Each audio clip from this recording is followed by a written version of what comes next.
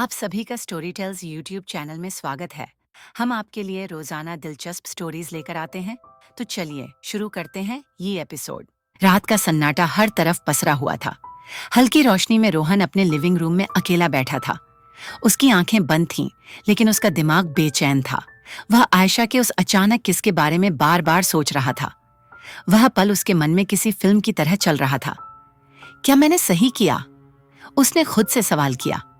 आयशा की आत्मविश्वास भरी मुस्कान उसकी आंखों के सामने बार बार आ रही थी, लेकिन इसके साथ साथ नैना का मासूम चेहरा भी उसकी आंखों में तैर रहा था।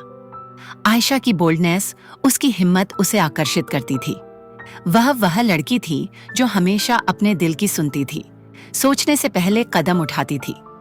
लेकिन नैना की शांति, उसकी मासूमियत और उसकी आंखों में छुपा हुआ प्यार, वह भी उसे खींच रहा था। रोहन ने गहरी सांस ली। उसकी उलझन अब इतनी बढ़ चुकी थी कि उसे समझ नहीं आ रहा था कि वह किस दिशा में जाए। क्या मुझे सच में आयशा से प्यार है, या? उसने अपने ख्याल को वहीं रोक लिया। नैना का ख्याल आते ही उसका दिल अचानक भारी हो गया। नैना के लिए जो मैं महसूस करता हूँ, क्या वह बस दोस्ती है या उससे भी ज्यादा कुछ? गिल्ट और कंफ्यूजन ने उसके दिमाग पर कब्जा कर लिया था। आयशा के साथ बिताए पल उसे सही लगते थे, लेकिन नैना का ख्याल उसके दिल को छू रहा था। उसे इस उलझन से बाहर निकलने का कोई रास्ता नहीं सूझ रहा था। दूसरी ओर नैना अपने बिस्तर पर बैठी थी। उसकी आंखों से आंसू बह रहे थे। उसके हाथ में उसका फोन था, जिसमें रोहन का नाम चमक रहा था, लेकिन वह कॉल करने की हिम्मत नहीं जुटा पा रही थी। उसकी आंखों के सामने वह पल बार बार आ रहा था, जब उसने आयशा को रोहन को किस करते हुए देखा था। क्या मैंने सब कुछ खो दिया? उसने खुद से सवाल किया।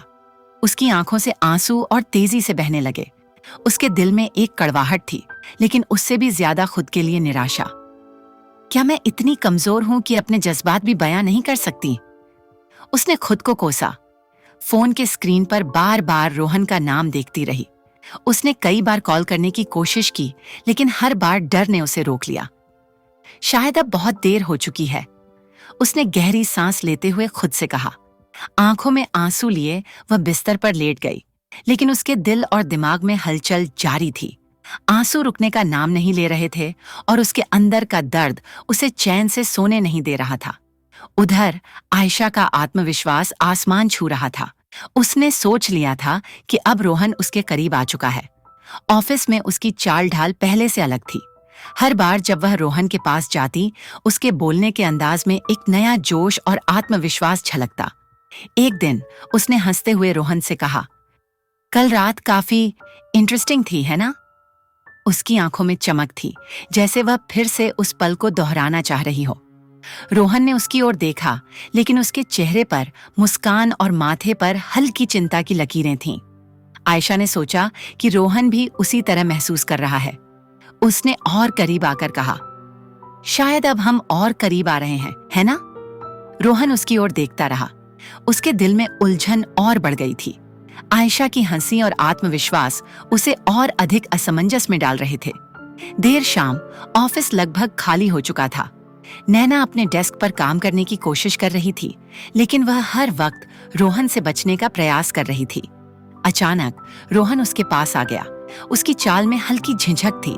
उसने धीमे से कहा, नैना, तुम आज कुछ बदली बदली लग रही हो, सब ठीक है? नैना ने सिर झुकाया और खुद को संभालने की कोशिश की। उसने कांपती आवाज में कहा, मैं ठीक हूं। रोहन ने उसके कंधे पर हल्के से हाथ रखा। वह स्पर्श नैना के लिए किसी झटके जैसा था। उसकी आंखें अचानक रोहन से मिली, और उसमें छुपा दर्द जैसे सब कह गया। कुछ पल के लिए दोनों एक दूसरे की आंखों में देखते रहे। उस खामोशी में जो कुछ भी कहा गया वह शब्दों से परे था, लेकिन नैना ने खुद को पीछे खींच लिया। अगले दिन नैना ने ठान लिया कि अब वह और चुप नहीं रहेगी। उसने हिम्मत जुटाई और सीधे रोहन की ओर बढ़ी।